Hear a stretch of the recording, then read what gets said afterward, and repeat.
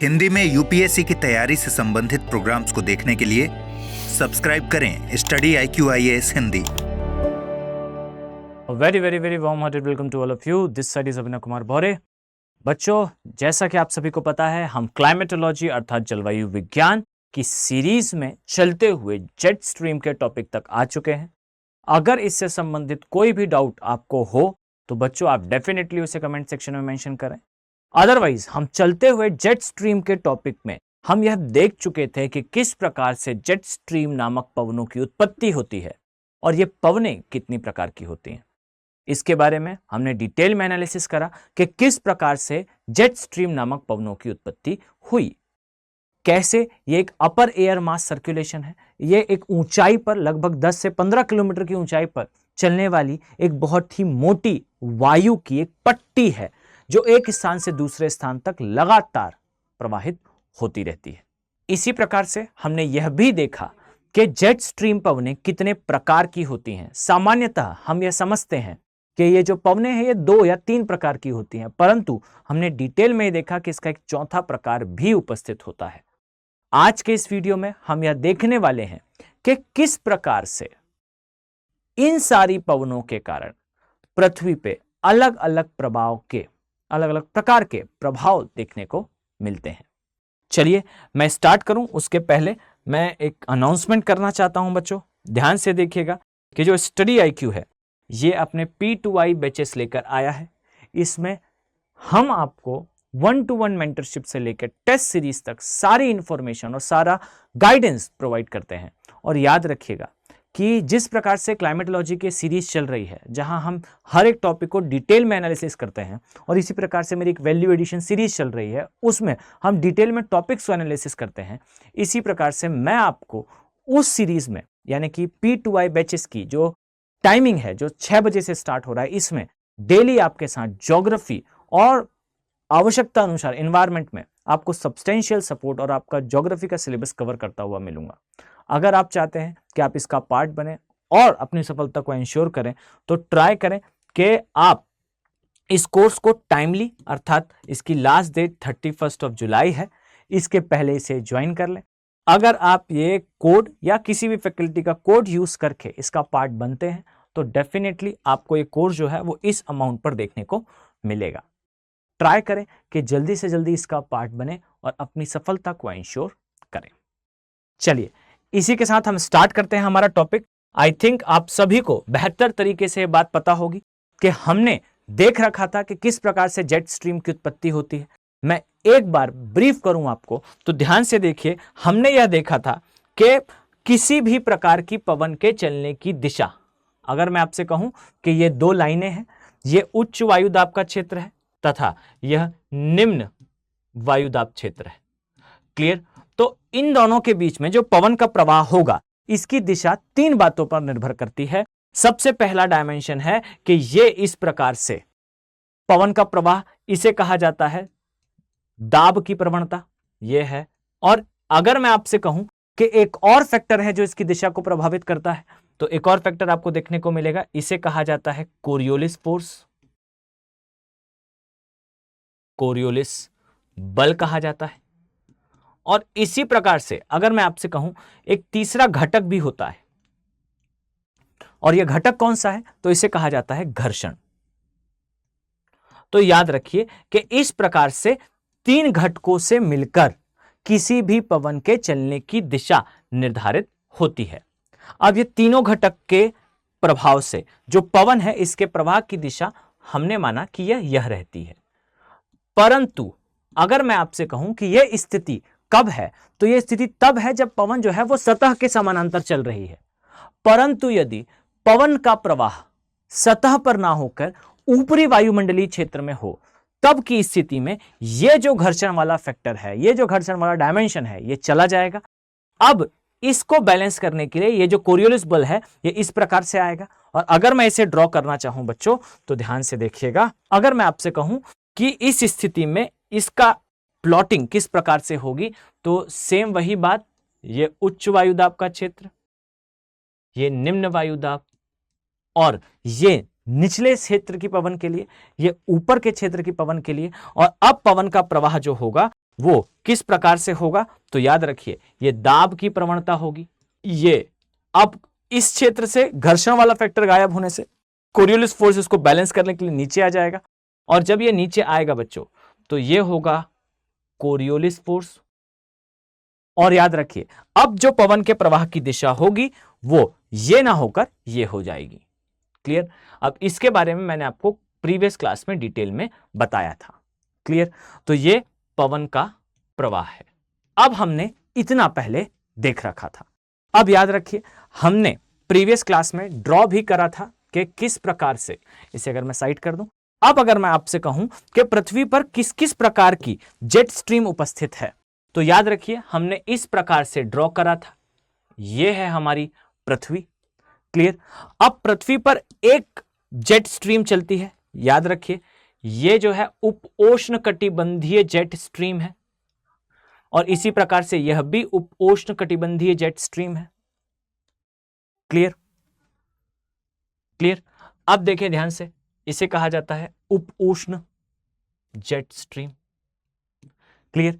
अब इसी प्रकार से हमने एक और जेट स्ट्रीम देखी थी बच्चों, जो ध्रुवीय क्षेत्रों में चलती है, इसे कहा जाता है ध्रुवीय पछुआ या ध्रुवीय जेट स्ट्रीम। यह है ध्रुवीय जेट स्ट्रीम। क्लियर? इसी प्रकार से यह भी कौन सी है बच्चों? ध्रुवीय जेट स्ट्रीम। क्लियर बच्चों? अब अगर मैं आपसे कहूं कि ये जो जेट स्ट्रीम है इसके अलावा एक और जेट स्ट्रीम आपको देखने को मिलती है, तो यह जेट स्ट्रीम होती है बच्चों जो आपको देखने को मिलती है इस दिशा में।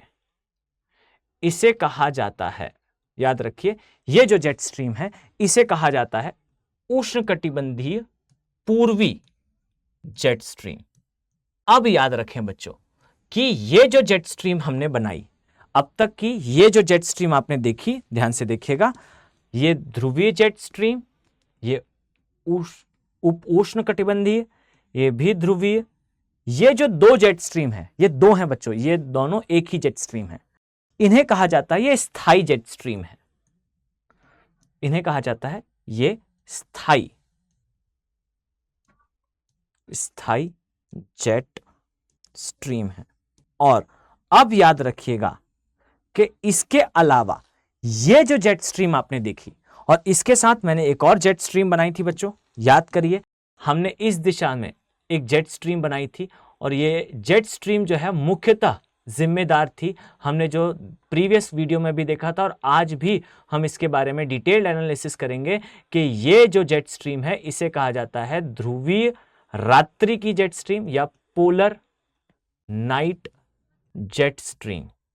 और याद रखिए ये जो पोलर नाइट जेट स्ट्रीम थी, ये जेट स्ट्रीम चलना प्रारंभ करती है ध्रुवीय क्षेत्र से, तथा इसकी डायरेक्शन अर्थात दिशा होती है ऊपर की ओर, और ये ऊपर की ओर जाने पे ट्रोपोपॉज के पास, ट्रोपोस्फियर है, ट्रोपोस्फियर के ऊपर स्ट्रेटोस्फियर है, और इन दोनों के बीच के क्षेत्र को ट्रोपोपॉज कहते हैं। इस ट्रोपोपॉज के पास ये क्रॉस करती हुई आगे निकलती है, और जब ये इस प्रकार से क्रॉस करती हुई आगे जाएगी बच्चों, तो ये उस क्षेत्र में उपस्थित ओजोन को तोड़ते हुए, ब्रेक करते हुए आगे जाएगी, उस ओजोन की परत में एक छिद्र का निर्माण करेगी, और यही कारण है कि ओजोन में होल आपको आर्कटिक के आसपास देखने को मिलता है। पॉइंट क्लियर हुआ? अब देखें बच्चों, अगर मैं आपसे कहूं कि जो पोलर नाइट जेट स्ट्रीम है यह मात्र शीत ऋतु में देखने को मिलती है, और याद रखिए शीत ऋतु अर्थात की 6 महीने। क्लियर? ध्रुवीय क्षेत्र है, 6 महीने का दिन तथा 6 महीने की रात होती है। इसी प्रकार से उष्णकटिबंधीय जो पूर्वी जेट स्ट्रीम है यह भी हमें सिर्फ एक समय देखने को मिलती है, और वो होता है ग्रीष्म ऋतु। क्लियर? अगर आप इस वीडियो में जो पीडीएफ मैं यूज कर रहा हूं, ये जो डायग्राम्स बना रहा हूं, इसे पाना चाहते हैं तो आप टेलीग्राम में मुझे मेरे चैनल के साथ ज्वाइन हो सकते हैं। टेलीग्राम चैनल की आईडी जो है मैं मेंशन कर दूंगा, अभिनव बोहरे ज्योग्राफी। आप इस नाम से सर्च करेंगे तो मेरा जो है वो टेलीग्राम का चैनल आ जाएगा, आप उससे जुड़कर ये पीडीएफ प्राप्त कर सकते हैं। चलिए अब देखते हैं। याद रखिए कि इस प्रकार से ध्रुवीय जेट स्ट्रीम की उत्पत्ति आपको देखने को मिलती है। अब अगर मैं आपसे कहता हूं बच्चों, ध्यान से देखें, ये जो जेट स्ट्रीमें हैं इन सभी का 1 to 1 प्रभाव क्या होता है। तो इसको जानने के लिए हम एक एक जेट स्ट्रीम को माइन्यूटली देखना प्रारंभ करते हैं। बट इसे देखने से पहले याद रखिए कि इस डायग्राम में आपको इस प्रकार से इंफॉर्मेशन दिखानी होगी। कैसे? यहां ध्यान से देखें। अब याद रखें, जब भी आप इस डायग्राम को बनाएंगे तो आपको बनाते टाइम इसे इस प्रकार से 3D में ड्रॉ करना आवश्यक होगा। क्लियर? ये आपका जो है वो ध्रुवीय क्षेत्र, ऊपर वाला ध्रुवीय क्षेत्र है, ये नीचे वाला जो है ये पोलर एरिया और ये ट्रॉपिकल एरिया है। क्लियर? तो आपको इस प्रकार से जो डायग्राम हमने बना रखा था पहले, उसके साथ इसे मेंशन करना आवश्यक होगा। इस प्रकार से पवनें जो है वो ऊपर की दिशा में प्रवाहित होती हैं, ये उनके प्रवाह की दिशा होगी। इस प्रकार से पवनें जो है वो नीचे की दिशा में आती हैं, इनका प्रवाह इस प्रकार से नीचे होगा। इसी प्रकार से पवनें जो है इस स्थान से चलना प्रारंभ करती हैं और चलना प्रारंभ करने के बाद इसका इस दिशा में प्रवाह होता है और ये इस प्रकार से नीचे आती हैं। सेम एज हमने यहाँ पर भी देखा था, पवनों का प्रवाह इस दिशा में होगा, इस प्रकार से ऊपर उठना प्रारंभ होंगी और ये इस प्रकार से चलते हुए नीचे आएंगी। और याद रखिए, इसी को आपको जो है वो डायग्राम में बेहतर तरीके से मेंशन करना होगा। और ये किस प्रकार से होता है तो यह भी मैंने आपको जो है वो प्रीवियसली वीडियोस में एक्सप्लेन कर रखा है। इस प्रकार से आपको पूरा डायग्राम जो है वो ड्रॉ करना होगा और याद रखिए कि ये इस दिशा में इस प्रकार से चलना प्रारंभ करते हैं। ये हमारा पूरा डायग्राम होगा और इसे आपको इस ही माध्यम में या इसी फॉर्म में अपने आंसर में मेंशन करना है। पॉइंट क्लियर है? तो ये डिटेल्ड हमको अपने आंसर में मेंशन करने पर एग्जामिनर सारे मार्क्स देगा। चलिए अब हम 1 to 1 स्टार्ट करते हैं। कौन कौन सी जेट स्ट्रीम है जिसका किस किस प्रकार का प्रभाव है। ज्यादा आपको स्ट्रेस लेने की आवश्यकता नहीं है। अगर मैंने आपसे कहा कि इसे बनाना है तो इसके बाद डायरेक्टली आपको यहां पर आना है। क्लियर है बच्चों? चलिए अब हम देखना स्टार्ट करते हैं। सबसे पहले हम देखेंगे कि क्या है उपोष्णकटिबंधीय जेट स्ट्रीम का प्रभाव। क्लियर? तो देखिए बच्चों, याद रखिएगा, जो उपोष्णकटिबंधीय जेट स्ट्रीम है इसका सबसे बड़ा प्रभाव यह है कि यह जेट स्ट्रीम जिस स्थान पर चलती है बच्चों, याद रखिएगा उस स्थान पर हमें देखने को मिलते हैं शीतोष्णकटिबंधीय चक्रवात। और याद रखिए, ये जो शीतोष्णकटिबंधीय चक्रवात हैं इसके लिए सबसे बड़ा स्टेटमेंट है कि ये चक्रवात के चलने की दिशा हमेशा पश्चिम से पूर्व की ओर होती है। और याद रखिए, ये जो पश्चिम से पूर्व की दिशा है, इसी दिशा का मुख्य कारण बेसिकली क्या है तो याद रखिएगा, इस दिशा का मुख्य कारण है कि ये चक्रवात जिस क्षेत्र में चलते हैं उस क्षेत्र में आपको देखने को मिलती है उष्णकटिबंधीय जेट स्ट्रीम, उपोष्णकटिबंधीय जेट स्ट्रीम। और याद रखिए, मैं उपोष्णकटिबंधीय कह रहा हूं और शीतोष्णकटिबंधीय की बात कर रहा हूं, तो याद रखिएगा बच्चों, ये उपोष्णकटिबंधीय जो जेट स्ट्रीम है, इस जेट स्ट्रीम के स्थान पर आपको दोनों को याद रखना है। अर्थात यहां पर ध्रुवीय भी हो तो भी शीतोष्णकटिबंधीय और कभी कभार इसकी शिफ्टिंग होती है तब भी आंसर सेम होगा। अर्थात अगर मैं आपसे कहूं कि मुख्यतः जो शीतोष्णकटिबंधीय चक्रवात आते हैं ये शीतोष्णकटिबंधीय क्षेत्र में आएंगे तो वहां पर आंसर ध्रुवीय होगा, ये बिल्कुल राइट है। तो प्राइमरली आप ध्रुवीय देखें, पर यह हमेशा याद रखें अगर ध्रुवीय नहीं है यानी कि ध्रुवीय जेट स्ट्रीम नहीं है उसका आंसर, तो बिल्कुल यह हो सकता है कि जेट स्ट्रीम की शिफ्टिंग के कारण या किसी शीतोष्णकटिबंधीय चक्रवात के दिशा भ्रमित होने के कारण उसकी दिशा जो है, उसका क्षेत्र जो है वो थोड़ा नीचे आ जाए। तो उपोष्णकटिबंधीय जेट स्ट्रीम भी सेम जो शीतोष्णकटिबंधीय चक्रवात है उसकी दिशा के लिए रिस्पॉन्सिबल होती है। क्लियर? तो याद रखिए, जो ध्रुवीय क्षेत्रों की जेट स्ट्रीम है, इस जेट स्ट्रीम के कारण भी, जो ध्रुवीय जेट स्ट्रीम है इसके कारण भी शीतोष्णकटिबंधीय चक्रवात जो है वो पश्चिम से पूर्व की दिशा में चलते हैं। क्लियर है? अब याद रखिएगा कि इसका अप्लाइड पार्ट क्या है, तो याद रखें विश्व के मानचित्र में आप पाएंगे कि इस प्रकार से दक्षिण अमेरिका है, ये उत्तरी अमेरिका है बच्चों, ये अफ्रीका है और ये हमारा ग्रेट इंडिया है। अब याद रखें, मैं पूरा ड्रॉ नहीं कर रहा हूं क्योंकि हमें आवश्यकता नहीं है। अब याद रखें बच्चों कि अगर किसी क्षेत्र में चक्रवात आता है, इस प्रकार से यहां कहीं चक्रवात आता है या फिर यहां कहीं चक्रवात आता है, तो याद रखिए ये जो ध्रुवीय जेट स्ट्रीम है, ये इस चक्रवात को यूएसए और कनाडा की तरफ अर्थात प्रशांत महासागर के चक्रवातों को, ध्यान से देखिएगा, अगर मैं आपसे कहूं तो प्रशांत महासागर के जो चक्रवात हैं, इन चक्रवातों को ये यूएसए तथा कनाडा इसकी तरफ डिस्ट्रीब्यूट करती है, ढकेलती है। और याद रखिए ये है अटलांटिक। अटलांटिक में जो चक्रवातों की उत्पत्ति होती है, याद रखिए इन चक्रवातों को ये यूरोप की तरफ जो है वो डिस्ट्रीब्यूट करती है, ढकेल देती है। तो याद रखिए जो ध्रुवीय जेट स्ट्रीम है, ध्रुवीय जेट स्ट्रीम का सबसे महत्वपूर्ण जो इफेक्ट है वो ये है कि प्रशांत महासागर के जो चक्रवात हैं इसे यूएसए और कनाडा की तरफ तथा अटलांटिक महासागर है इसके चक्रवातों को यूरोप की तरफ ये शिफ्ट करती है। मेरी पॉइंट क्लियर है आप सभी को? चलिए तो इसका नेक्स्ट डायमेंशन देखते हैं। याद रखिएगा इसी प्रकार जो हमने ये देखा, इसी प्रकार से अगर मैं आपसे कहूं कि जो दूसरे चक्रवात हैं अर्थात उष्णकटिबंधीय चक्रवात है, इसके बारे में हम क्या जानते हैं, तो याद रखिए जेट स्ट्रीम का इनके साथ ज्यादा प्रभाव है नहीं। मैं डेडिकेटेड वीडियो बनाऊंगा तब हम इसके बारे में डिस्कशन करेंगे। अब हम अगर देखें तो दूसरी जो जेट स्ट्रीम है, ये दूसरी जेट स्ट्रीम हमें देखने को मिलती है बाय द नेम ऑफ सब ट्रॉपिकल अर्थात उपोष्णकटिबंधीय जेट स्ट्रीम। और याद रखिए जो उपोष्णकटिबंधीय जेट स्ट्रीम है इसका सबसे बड़ा उपयोग क्या है, तो याद रखिएगा अगर मैं आपसे कहूं बच्चों कि ये जो क्षेत्र आपको दिख रहा है ये है हमारा ग्रेट इंडिया अर्थात हमारा प्यारा भारत, और ये इस प्रकार से हम बनाते हैं।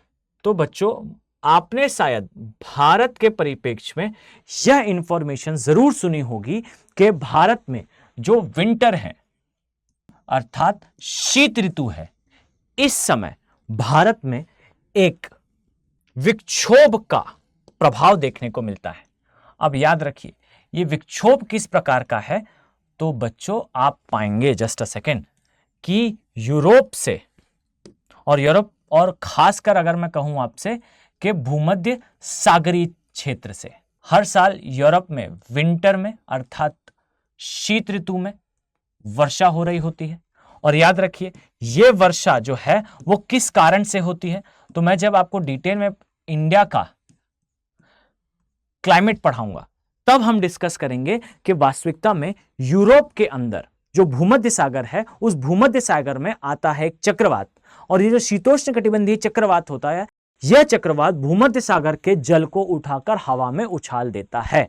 अब ये जो आर्द्र पवनें हैं भूमध्य सागर की, ये पवनें दो जन्म भारत नहीं आ सकती, परंतु इन पवनों को भारत तक लादने वाली जो जेट स्ट्रीम है ये उष्णकटिबंधीय जेट स्ट्रीम है।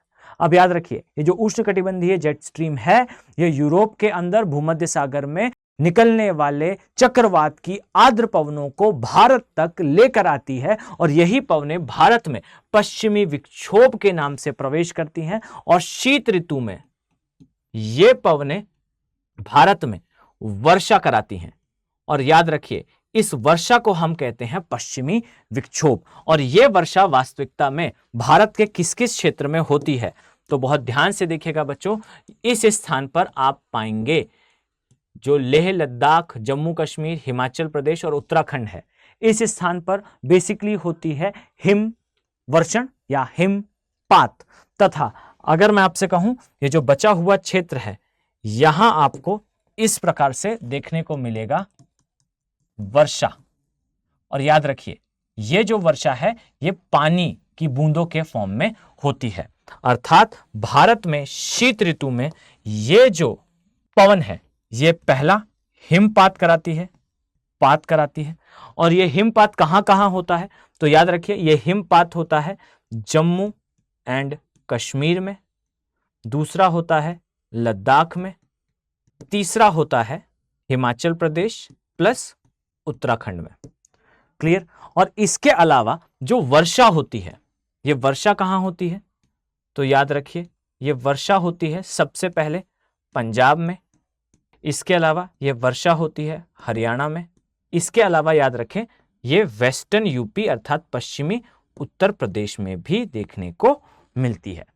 तो याद रखिए उष्णकटिबंधीय जो जेट स्ट्रीम है इसका उपयोग क्या है? तो उष्णकटिबंधीय जेट स्ट्रीम का प्रभाव सबसे बड़ा आपको देखने को मिलता है भारत के परिप्रेक्ष्य में, जहां आप पाएंगे कि भारत में शीत ऋतु में आपको देखने को मिलेगा कि उष्णकटिबंधीय जो जेट स्ट्रीम है वो यूरोप के भूमध्य सागर में आए हुए तूफान की आर्द्र पवनों को भारत में लाती है तथा ये आर्द्र पवनें भारत में प्रवेश करने के पश्चात शीत ऋतु में उत्तर के भाग में जम्मू कश्मीर, लद्दाख, हिमाचल प्रदेश और उत्तराखंड इन स्थानों पर हिमपात तथा पंजाब, हरियाणा, पश्चिमी उत्तर प्रदेश इस स्थान पे जो है आपको देखने को मिलेगा वर्षा। और याद रखिए कि इसी वर्षा के कारण हिमाचल प्रदेश, उत्तराखंड में बहुत सारे फ्रूट्स अर्थात आपको देखने को मिलेंगे सेब, एप्पल्स, और साथ में आपको देखने को मिलेगा इस क्षेत्र में बहुत सारी ऐसी फसलें जो शायद ठंड में नहीं होती परंतु ये उपस्थित हैं। अब वो कौन सी है? वो रबी की क्रॉप है या खरीफ क्रॉप है, रबी की फसलें हैं या खरीफ की फसलें हैं, इसके बारे में मैं किसी और वीडियो में डिटेल में डिस्कशन करूंगा। क्लियर है बच्चों? अब इसके साथ आप लास्ट जो 2 पवने हैं इसे हम देखते हैं। आप पाएंगे कि हमने 2 पवने कवर कर ली हैं। क्लियर। अब ध्यान से देखिएगा, लास्ट डायमेंशन है हमारा पोलार नाइट जेट स्ट्रीम। अब याद रखिए पोलार नाइट जेट स्ट्रीम का मुख्य रूप से यह प्रभाव है कि ये ओजोन में, ओजोन लेयर या ओजोन परत, इसमें होल अर्थात छिद्र के लिए जिम्मेदार है। और याद रखिए मुख्यतः यह विंड या यह पवन या यह स्ट्रीम जिम्मेदार नहीं है, इसके लिए मुख्यतः जिम्मेदार है CFCs। और ये जो CFC हैं ये प्रशीतक होते हैं और इनका उपयोग जो है वो बहुत सारी इंडस्ट्रीज में होता है।